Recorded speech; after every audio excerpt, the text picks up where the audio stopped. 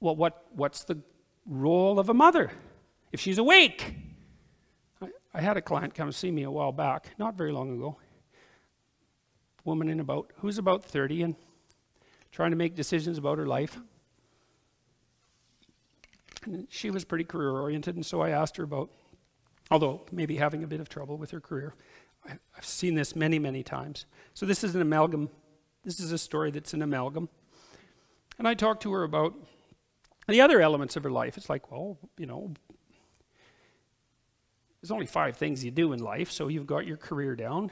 You know, what do you do outside of your career that's meaningful and engaging? How are things going with your family? It could be your family of origin, your siblings, whatever. Do you have an intimate relationship? And like, what's your plan for your own family? And apart from those 5 things, there's sort of something like, get some exercise now and then, don't eat too badly, and try to stay away from the drugs, you know. That kind of, and the crime, that kind of lays out life. And if you miss any of those 5 things, or if you do any of those other things wrong, then you're in trouble. And you can get away with missing a couple of them, but not all of them.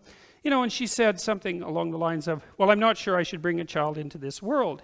And I thought, oh God, Christ, you got to come up with something better than that. It's such a bloody cliche, which is what I told her. I said, you know, you must have thought that up when you were 16. It's like, really? That's your, you can't do any better? This was a very, very smart woman. It's like, really, you can't do any better than that? It's like, yes, obviously this is a veil of tears and, you know, a well of suffering and all of that.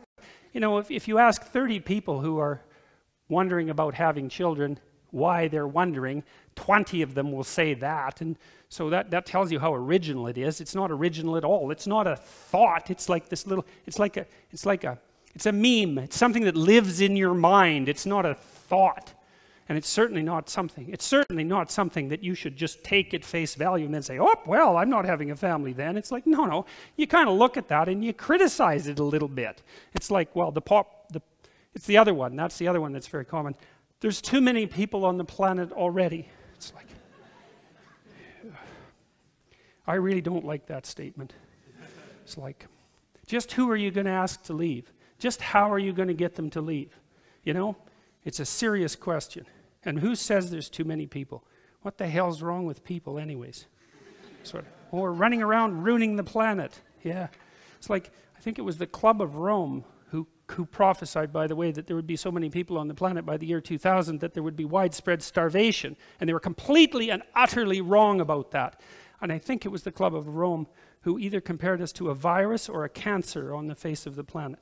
It's like, oh, really? That's what you think about people, eh? Aren't you something? Isn't that something to think about human beings? Viruses and cancer.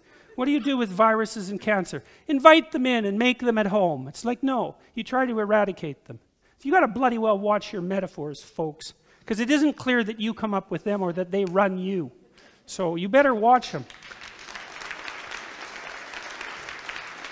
So anyways, Mary, you know, and Mary's the great mother, right? That she's the mother. That's what Mary is. Whether she existed or not is not the point. She exists at least as a hyper-reality. She exists as the mother.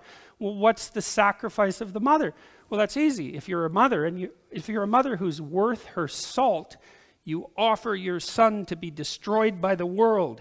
That's what you do. I mean, that's what's going to happen, right? He's going to be born. He's going to suffer. He's going to have his trouble in life. He's going to have his illnesses.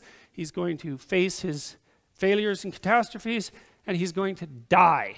That's what's going to happen. And if you're awake, you know that, and then you say, well, perhaps he will live in a way that will justify that. And then you try to have that happen. And that's what makes you worthy of a statue like that. But still the sacrifice of the mother. Is it right to bring a baby into this terrible world? Well, every woman asks herself that question. Some say no, and they have the reasons. Mary answers yes, voluntarily. Mary is the archetype of the woman who answers yes to life voluntarily. That's what that image means. And not because she's blind. She knows what's going to happen.